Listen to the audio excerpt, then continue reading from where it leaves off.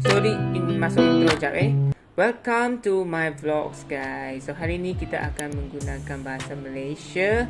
So hari ni saya dengan kawan pergi IKEA Tebrau. So sebab mungkin lepas MCO kan ramai orang datang je sebab hari ni Sabtu kan. Ya, tengok shopping mall dekat IKEA ni memang banyak tu. So nama IKEA shopping mall ni apa dah lupa.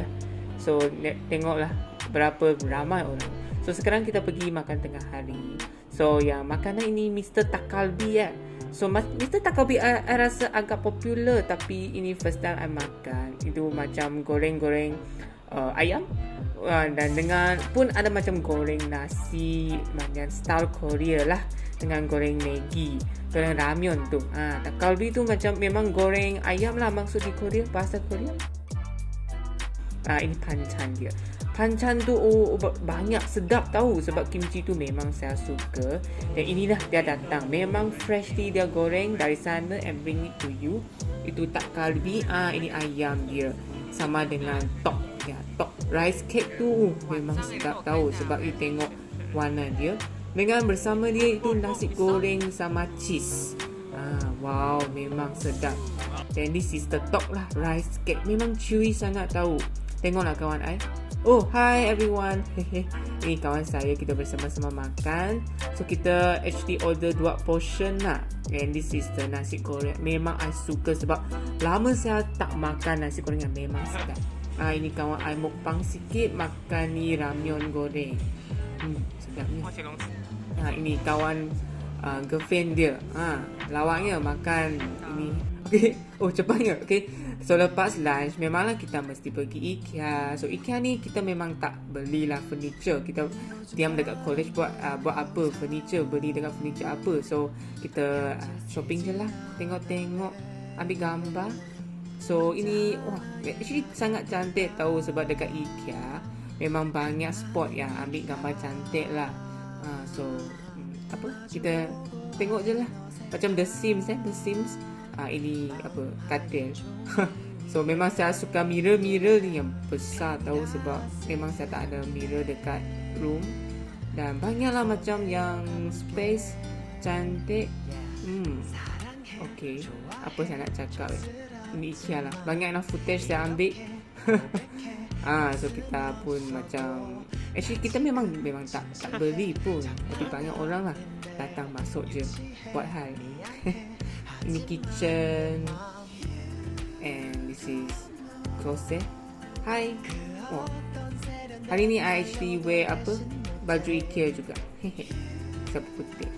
So ini lepas kita beli beberapa pasu. Saya beli cawan actually. So lepas kita sudah bayar, kita balut lah. And tengok tempat jual aiskrim tu. Banyak orang. Kita nak makan pun memang tak berani lah. Nak queue pun lama. Okay, so next kita pergi Aeon Tebrau. So dekat depan yang then kita pergi makan yao-yao. Lama saya tidak makan yao-yao sebab MCO kan. Dan saya teman kawan I pergi beli baju. Saya pun fitting room je lah, masuk fitting room buat hal je. Mirror. Hai, cantiknya mirror. Okay, hari ni next day saya what should I do today? Actually, it's a special day. Sekejap, tiba-tiba. Okay, hari ni kita datang ke cafe yang lawak ni dekat Bandaraya Johor Bahru. So, memang sangat new lah. So, banyak orang datang. So, ada coffee. Saya order ni latte kot. And then yang tu, I tak tahulah dalgona. Ini kawan I, nama dia Shira. Memang Korea tu. Bahasa Korea tu bagus lah. So dia juga ada pastry, ada roti-roti yang memang sedap tu lah. First time. So memang kita mesti nak ambil gambar-gambar. Because cafe kan, ini macam influencer Okay, so last kita datang ke CU. CU ni first outlet tahu dekat Johor. So memang saya nak datang dah lama lah, sebab KL dah buka banyak tapi Johor belum.